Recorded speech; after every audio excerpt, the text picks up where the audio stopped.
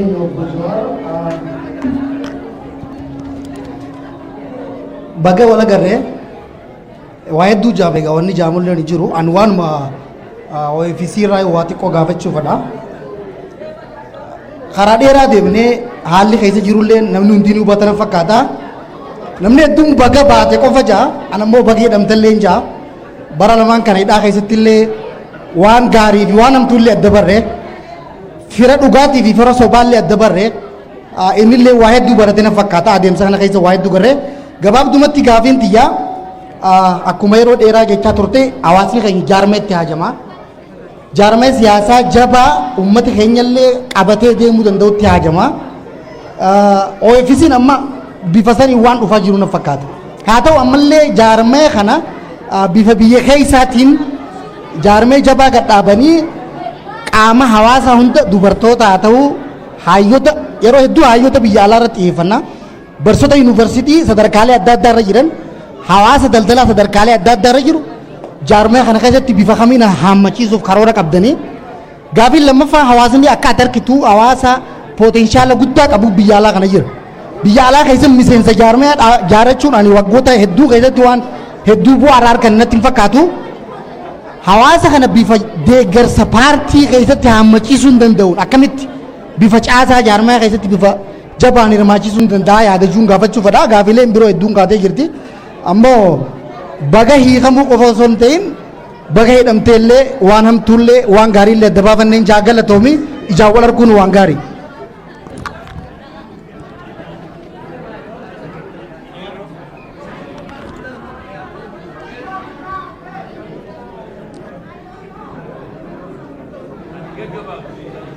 Abshir.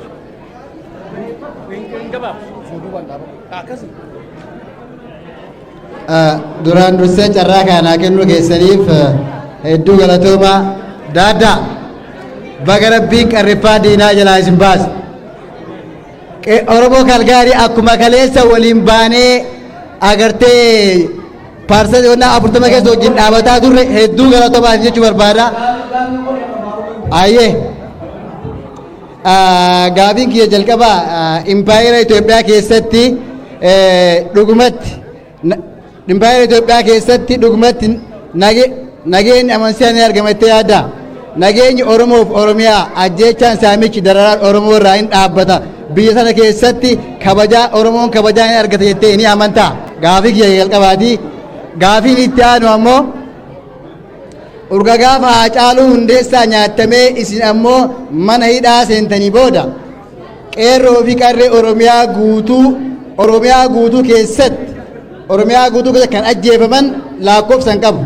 Akkasumas kan hidhaman ganda irraa kaasee hamma federaalaatti hidhaan qeerroo fi qarreen manni hidhaa qeerroo fi qarreedhaan guutan. Wantoota qeerroo fi qarree biyya keessa hidhaa jiran saniif kaagammaa furmaata argatiif isin gama keessanii mee furmaata wanni isin keettan maali? Gaafii kiyya isinirraa gabaabsaa Kalgaarii yeroo dhumaa dhuftee baay'ee dadhabdeertaa gaafii baay'ee qabaa garuu amma tola baaniin gabaabsa galatoomaa. Galatooma fayyaadhaan hin dhaga'ama. Ayyee galatooma obbo Jawaar an gabaabsaa obbo Jawaar baganaan nagaan dhuftaniin sadiin jedha duraan dursee baganaan dhuftaniin sadiin jedhaati. Akkana wali qabu jechuu keessani amma ni jiraami fayyata. An gaafum lamaan qaba daddafeetumaan dubbadha ofirraa hin fixa. Duraan dursee haasa obbo Baqqalaa Garbaa Minesootaa mina poolisii godhata akka irraa wasii gaafachuu barbaada. And I'm going to quote him exactly what he said. Maan jedhe obbo Baqqalaa Garbaa mootummaa kana nuti kafaa'ooni empaayera daaraa ta'e kan mootummaa daaraa taate kan isaan sanni suphuuf isaan san kursi jala qabuu fi kafaa'oon hin jaaramnee jedhe mootummaa butut empaayera butut jalatti kursi qabuu fi OFP. Uummatta immoo maal hojjechaa jirtu mootummaa biroo jaaruu hin barbaannu mootummaa kana suphineetuma isaanuma kan wajjiteenna demokiraasii wajjii haasoo inaanu jechaa jirtu obbo Jawaar kenna dubbiintu waliin faalleessitu tanaan biru kudha lammaffaa amma haasawu obbo Baqqalaa Garbaan haasawu takka jira. I don't remember exactly where he said it. Maal jedhe mootummaan tun yoo ha Tigiree wajjin haasoitti taate wannummaan isii waraan bilisummaa Oromoo wajjin haasofneef hin jirtuu jedhe fedhiin osoo hin taatiin dirqamaan nu wajjii haasoo qabanii yoo ammoo nu wajjii haasa'uu baatan isin dhiisaatu nuutu gaara galuu deemnaa jedhe kuni yaada obbo Baqqalaa Garbaatii moo yaada kafaa'u is this your plan B yoo amma galtanii mucuu kun isa wajjii haasa'uu baate plan B keessan kana moo plan B keessan kami galatooma ol fadha horaa bula deebana. Ayyee galatooma suuqaabeetiin kan isaanii gabbana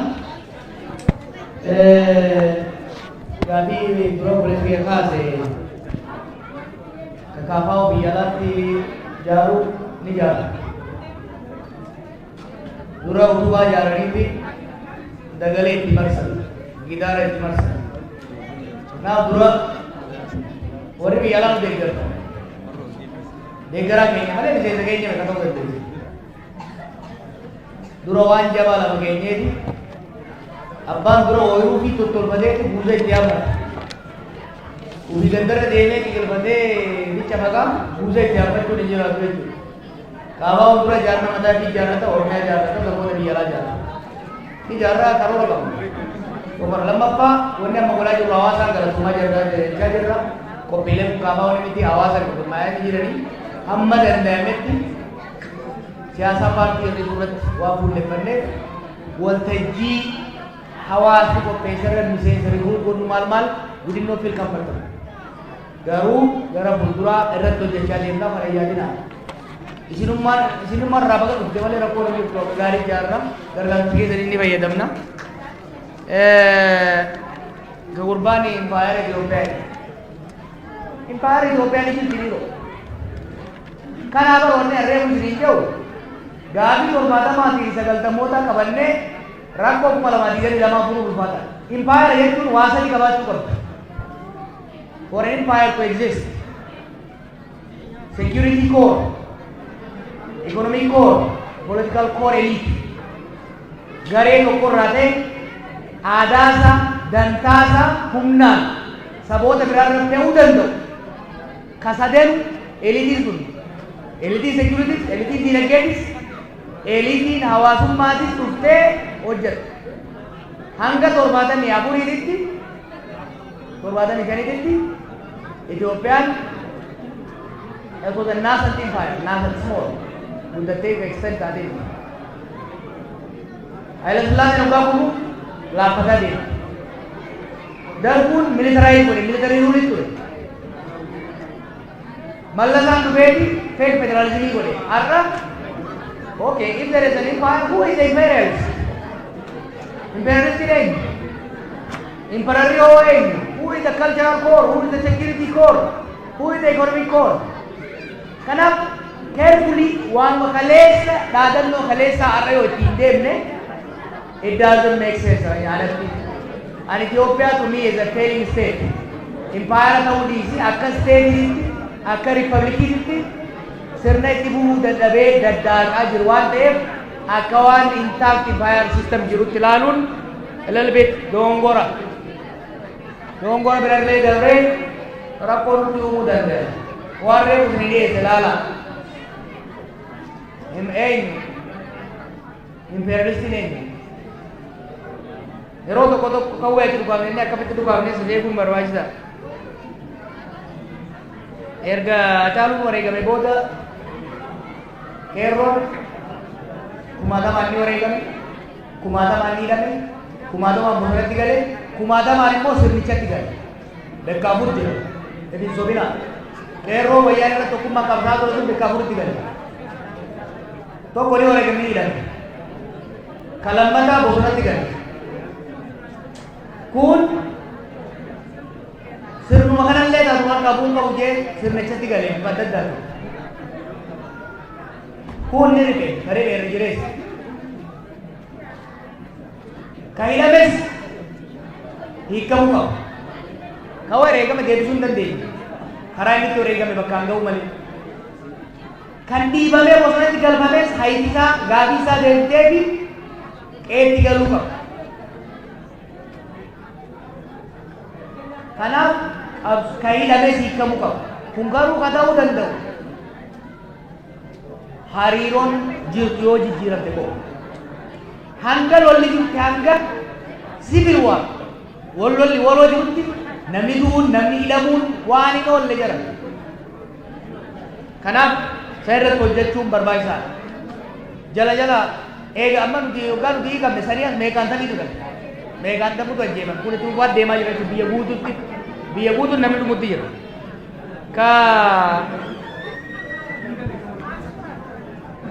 kaafaawwan mootummaa jalatti kursii qabutti hin jiru kursii qabuus hin barbaadu mootummaa ta'uu barbaada mootummaa jalatti dhugaadhaan kan kaafaawwan makameetti kursii jala qabutu raddaatii ta'uu ture hanga kaafaawwatti makameetti gaafa kaafaawwatti makame lakkii jara kana kursii irraa kaasee bakka isaanii taa'uu qaba jeetii pooletikal paartii seenee waamiraati mootummaa fi biyya garuu adda baasaa laala mootummaan jijjiiramuu qaba takka amala lafaa sirreeffachuu qaba takka bakkaa ka'uu qaba warri aangoorra jiru biyyi garuu itti fufuu qaba gaafaan waggaa 25 har'aas Profeesar Maraaraan waggaa eegalu gaafa oggee tureesi mootummaan sirni mootummaa Itoophiyaa dasteet itti fufuu qabdi sirna federaalawaa sababa Solomoon itti bulchan ta'uu qabdi Oromoon qe'ee irratti hin bulchu Walaayittaan qe'ee irratti hin bulchu Itoophiyaa waliin bulchuu qabaa jedhama karaa sirriitti Oromoon fayyada jennee taphanna Itoophiyaa haaromsuudhaan hariiroo saboota jidduu jirtu haaromsuudhaan bifa haaraan jaaruudhaan Oromoo Federalist Congress paartii Oromooti dantaa Oromoo Oromiyaa keessattis Itoophiyaa keessattis sabaaf sablammoota kaan wajjin kabajchiisuu qabaa jeeti amana Baqqalaa Garbaas kanuma jedhe sirna abbaa irree ofirra bulchuun barbaadu inumaatu paartii cimaa jaarraa 21ffaa Oromoo fi saba naannoo saniitiifis akka reefu jennetti dimokiraatik pluralizim bifa ta'e sirna federaalawaa dhugaa dimokiraatawaa fee dhugaa jaaruu itti deemaa jiru kana garuu afaaniin miti dhagaya amala ta'e Oromoo keessa wanni tokko dhaadannoo haadii gamtu haa jaaramtu waan diiguu dandeenye haadii gamtu jechaa oola namni akkasii miti humna jaarrachuu barbaachisu jiru paartii jaarrachuu qaba mootummaa meeqa kubbinne sanii as nuti mootummaa ta'uu barbaadu mootummaa garuu hawwiidhaan ta'uu barbaadu kadhaadhaan ta'uu barbaadu humna Oromoodhaa humna sabaaf sablammoota biyya sanii jaarmaya cimaa hoggansa itiisaa imaammata ifaa tarsiimoo beekumsa masa kan baafannee jaaruu barbaannaa jechuudha kana ifatti ilaalanii ittiin deemuun barbaachisaadha waliigalatti Oromoo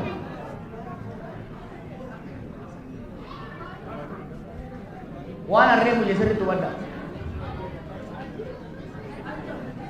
sirna amma jiru tooftaa kaleessaatiin mo'achuun hin dandeenye waggaa 20 qabsoon Oromoo kalaan turte zamana wayyaanee qabsoo tooftaa darbuu irratti ittiin deemaa turteen wayyaanee dubbisuu yaalle amma 20 ni kufin osoo jennu tursiillee amma 20 wal tooftaa jijjiirre afaan isiin hin beekne tooftaa isiin hin beekne itti dhufne jijjiirama fiduu dandeenya arras jaarmaya saba keenya madaalu tarsiimoo yeroodhaa fi waqtiidhaan wal madaalu hoggansa daayinaamik ta'e hoggansa Oromoo Oromiyaa fakkaatu ni jaara wal wachiisaa deemna walii ibsaa deemna garuu ciifnee hin alaalannu nuti ciifnee bilchiginnaa abaaraa bilchiginnaa hamachaa komachaa jiraachuu hin barbaannu we are better than them beekumsa isaanii olii qabnaa inni amanna beekumsa sirna sanii olii qabnaa inni amanna Oromoo qofaa miti ka biraa jiruu bifa ta'uu danda'u hoggansa isaanii olii ijaaruu dandeenya imaammata isaanii olii ijaaruu dandeenya political party wanni ijaarree wanni jooyin godhee jaarmaya siyaasaa warra biyya bulchuu fi warra biraa caalu ijaaruu ni dandeenya jenna anumma Oromoo kana ittiin amana beeku miraakili miti barra namni baay'een amma yeroo tokko tokko natti ajaa'iba Akkama tunoon gandarra deemee waamee gadi eessu.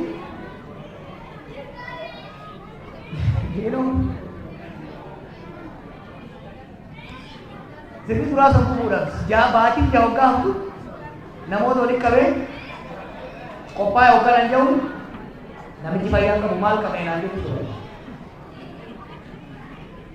I know what we are doing. Isin mana. I'm very confident.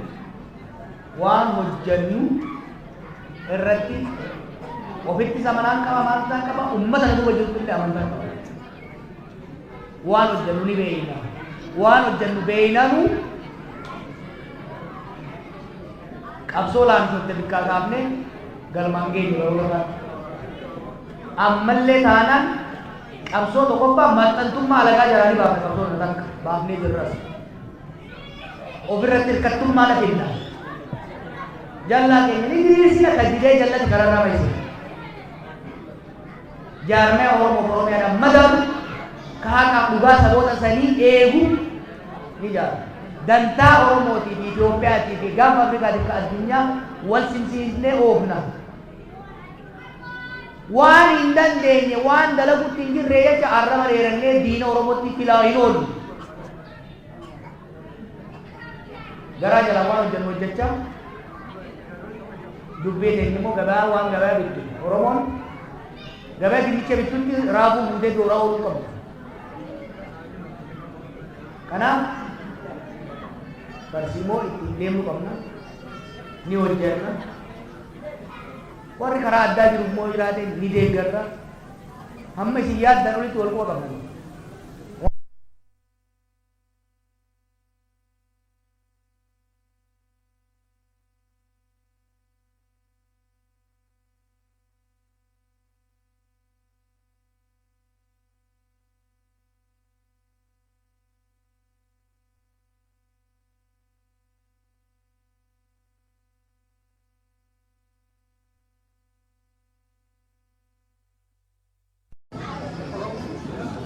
Maturity yeroo gaafa hoggansa agarsiisuu uummata sana yeroo madaaluu waan danda'u.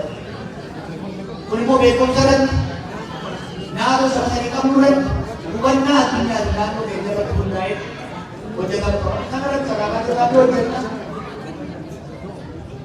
Hanga dandeenye dhiibna. Dubara. One that we go to practically. Collecting the other, my button has to cover something. Aati ya sakap dia berumur berapa? Di sini sifat berapa?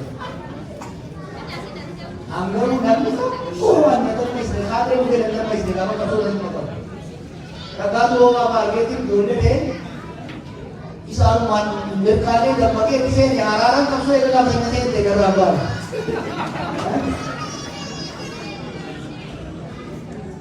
Tidak ada kali hormat tuh itu.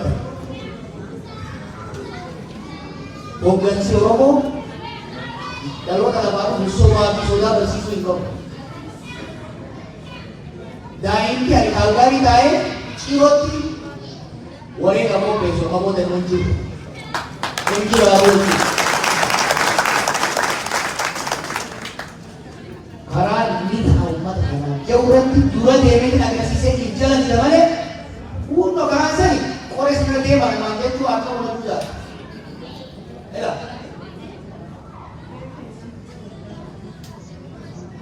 Bakat kita suka ramah dua.